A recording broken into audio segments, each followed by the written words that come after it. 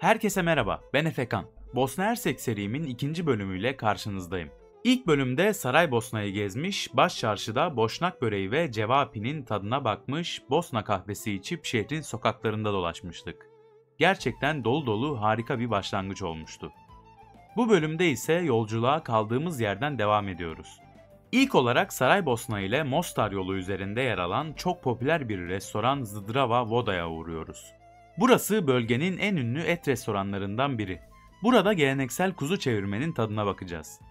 Ardından rotamız Blagaş Tekkesi. Doğanın içinde nehrin kenarında kurulu bu muhteşem yerde hem manzarayı izliyor hem de sakinliğin tadını çıkarıyoruz. Ve sonra Bosna Hersek'in en etkileyici doğa harikalarından biri olan Kraviçe Şelalesi'ne gidiyoruz. Burada hem manzarayı hem de Bosna'nın yemyeşil doğasını doyasıya geziyoruz. Hazırsanız Bosna Hersek'in ikinci bölümünde birlikte keşfetmeye, tatmaya ve bu güzel ülkeyi biraz daha yakından tanımaya devam edelim. Saraybosna'dan Mostar'a giderken yolun kenarında mükemmel bir restorana uğruyorum. Zdrava Voda. Burası Bosna Hersek'te oldukça bilinen ünlü bir durak. Kocaman çevirme ocaklarında ağır ağır dönen kuzu etlerinin kokusu gerçekten muhteşem. İçeride ahşap masalar, taş duvarlar, otantik bir ortam var, hem de nehir manzarası sunuyor. Kuzu eti gerçekten mükemmeldi, çok yumuşak ve dengeli pişmiş. Yanında bir de Bosna'nın meşhur sosis sucuk gibi görünen köftesinden söyledik. Onun da tadı gerçekten mükemmeldi. Biraz sucuğu andırıyor ama köfte tarzında. Bosna'ya gelirseniz burada yemek yemenizi mutlaka tavsiye ederim. Çünkü burada yemek yemek sadece bir restoran deneyimi değil, aynı zamanda bir kültürün parçası.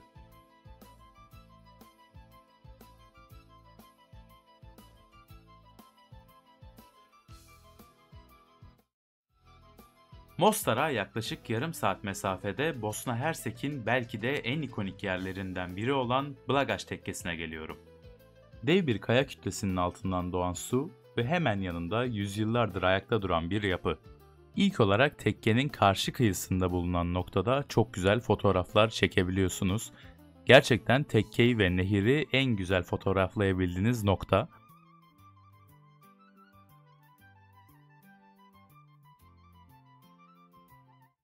Evet, şu an Blagaj Tekkesi ve Buna Nehri'nin kıyısına geldim. Burası ilk kurulduğunda bir Bektaşi tekkesi olarak kurulmuş. Osmanlılar zamanında buraya Bektaşi derviş ve babalarını göndererek kısa sürede yüz binlerce kişinin Müslüman olmasını sağlamışlar. Buradaki savaştan ve kargaşadan bunalan yerel halk ise Osmanlı dervişlerinin hoşgörülü ve hakkaniyetli tavırlarını çok beğenerek kısa sürede Müslümanlara ve Osmanlılara çok büyük sempati duymuşlar ve kendilerini bir Osmanlı vatandaşı gibi hissetmeye başlamışlar.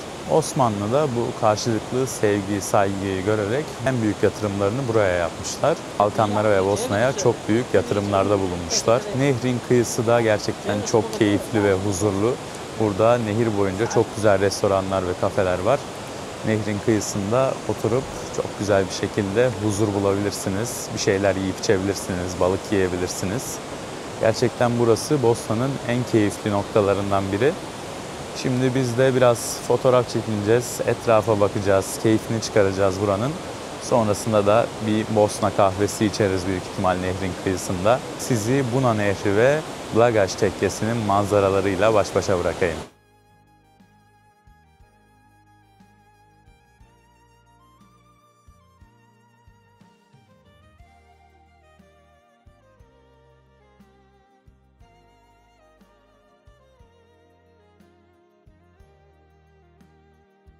Ardından kısa bir yürüyüşle köprüden geçip tekkeye doğru yol aldım.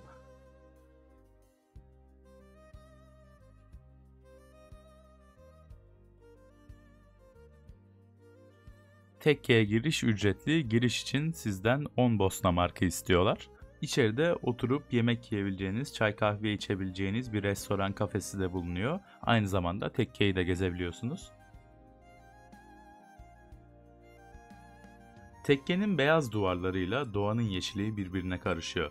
İçeri girdiğinde taş duvarların soğukluğunu, sessizliğin gücünü hissediyorsun.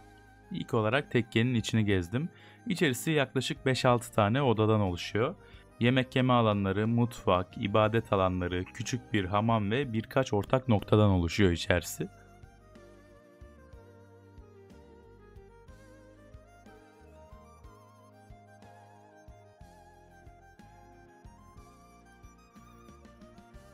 Tekkenin nehre doğru olan pencerelerinden manzara gerçekten mükemmel. Tekkeyi dolaştıktan sonra hemen yanında bulunan kafede nehir manzaralı birkaç bir şey yiyip içmek istedik. Öncesinde bu restoranın, kafenin işletmecisinin Türk olduğunu duymuştum.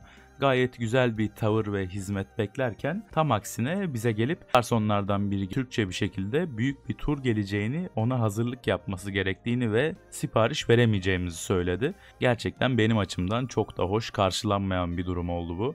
Siz de belki orada bir şeyler yiyip içmek isterseniz böyle rahatsız edici ve kötü bir tavırla karşılaşabilirsiniz. Ben uyarımı yapayım, bilginiz olsun.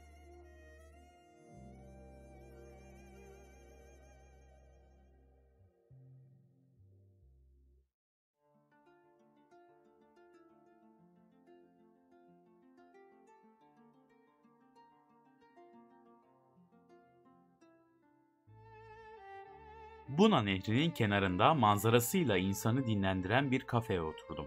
Suyun sesi, yeşillik, serin hava, gerçekten çok huzurlu bir ortam. Burada Bosna'ya özgü smokvara adında bir tatlı söyledim.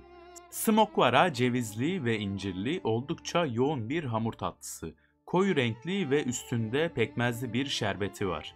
Biraz bizim cevizli tatlıları andırıyor aslında. Tadı güzel, değişik bir lezzet ama açıkçası beni öyle çok yükseltmedi. Sonrasında bir de önceki bölümde de tattığımız tufayha tatlısını denedim. Bu da Bosna mutfağının en bilinen tatlılarından.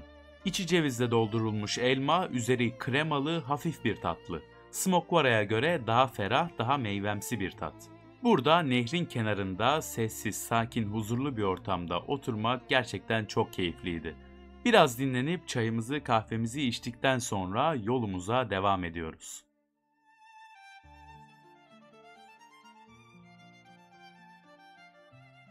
Evet, şimdi Kravice Şelalesi'ne geldim. Burası Mostar'a yaklaşık 45 dakika mesafede bulunuyor. Hırvatistan sınırına yakın bir yerde. Yukarıya arabamızı park ettik. Yaklaşık bir 15 dakikalık yürüyüşümüz var aşağıya doğru. Biraz merdiven, biraz düz yol. Çok da yorucu değil, gayet güzel gidiyor şu an. Tabii iniş olduğu için yukarıya çıkışta biraz daha zorlanırız sanırım ama hava bayağı serin. Gayet güzel bir hava var bugün. Kravice Şelalesi, Trebizat Nehri'nin oluşturduğu mükemmel bir doğal güzellik. 25 metre yükseklikten akan sular yaklaşık 120 metrelik bir havza oluşturuyor. Şelalenin çevresinde doğal yüzme alanları, kumsallar ve piknik yapılacak küçük alanlar var. Aynı zamanda kano da yapabiliyorsunuz şelalenin çevresinde. Şelalenin alt kısmında küçük şelaleler, minik göletler ve adacıklar bulunuyor. Tropik bir yer görünümü de sağlıyor aynı zamanda. Giriş ücretli fakat çok da yüksek bir ücret vermedik. 10 mark verdik. 10 mark da 250 lira civarında bir şey tutuyor kişi başı. Aynı zamanda otopark da ücretli yukarıda. Şelaleye ismini veren Kravice kelimesi de Boşnakça'da küçük inek anlamına geliyormuş. Krava kelimesinden türemiş. Zamanında buradaki çobanlar ineklerini bu bölgede otlatıyormuş, bu şelalenin yakınlarında. O yüzden şelaleye Kravice ismi verilmiş. Şimdi benim çok da fazla bir yolum kalmadı. Şelaleye ulaşmak üzereyim. Zaten sesi de bayağı yoğunlaştı şelalenin. Aşağıya indiğimde size mükemmel görüntüler göstereceğim. Yüksek kayalıklardan dökülen onlarca ince su kolu bir göletin içinde birleşiyor. Yazın suya girenler, kışın sadece manzarayı izleyenler. Ama her mevsim huzur hissediliyor. Suyun sesi rüzgarla birleşip bir müzik gibi çalıyor. Etraf yemyeşil, göl kenarında oturup sadece izlemek bile insanı büyülüyor. Kameranı çevirdiğinde hangi açıdan bakarsan bak kartpostal gibi. Bosna Hersek'in doğasının en saf, en özgür hali burada. Zamanın yavaşladığı, sadece suyun akışının konuştuğu bir yer Kravice Şelalesi.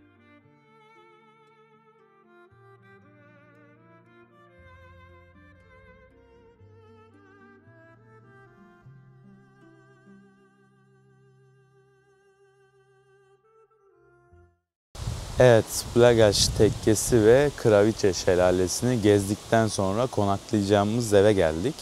Normalde her konakladığım yeri göstermiyorum ama böyle farklı, orijinal bir yer olursa gösteriyorum, çok ilgi çekici olursa.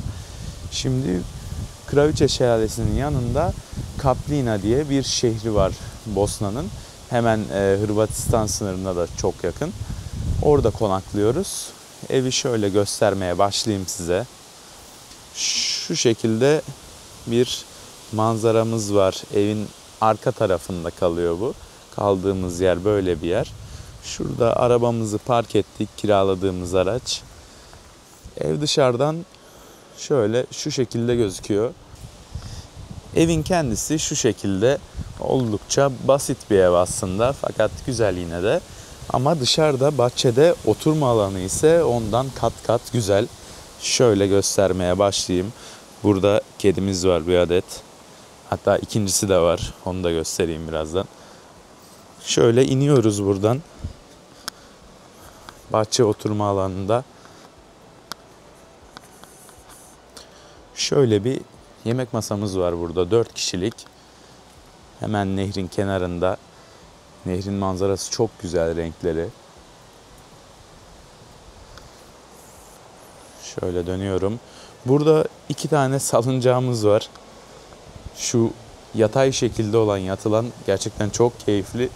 Yani yaz olsa burada uyunur bile, öyle diyeyim. Şöyle açık taraftan size nehrin manzarasını göstereyim düşmeden.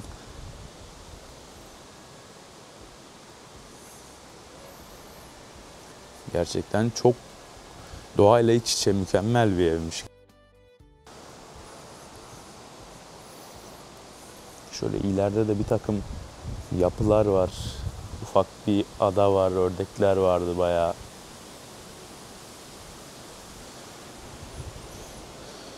Şöyle burada ağaç nehire doğru çıkmış. Bunun altı da şu an nehir zaten. Şöyle göstereyim.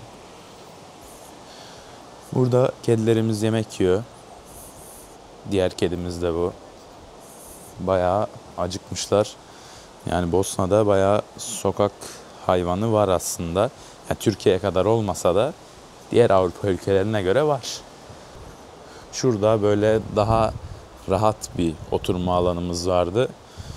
Burada da oturmak gerçekten çok keyifli. Yani şu an Ekim ortalarına doğru geldik ama yani yazın gelseydik buraya gerçekten ben burada yatardım büyük ihtimal. Nehrin suyunun sesiyle beraber.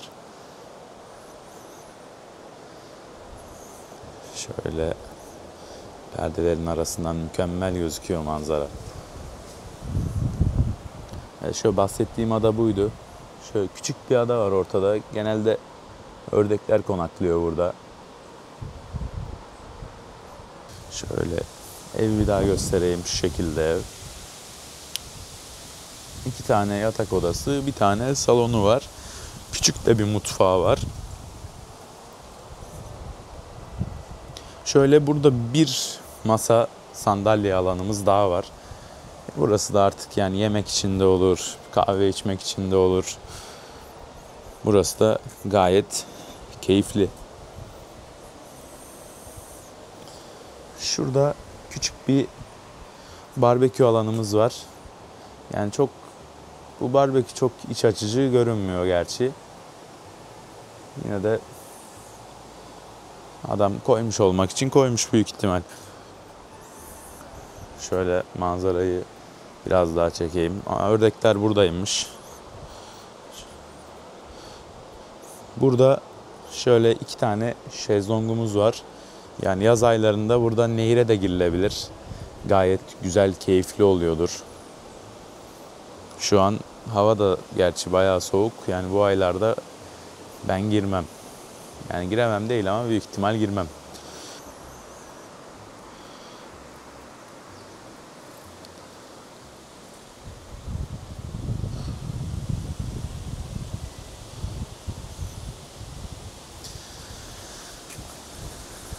Evet.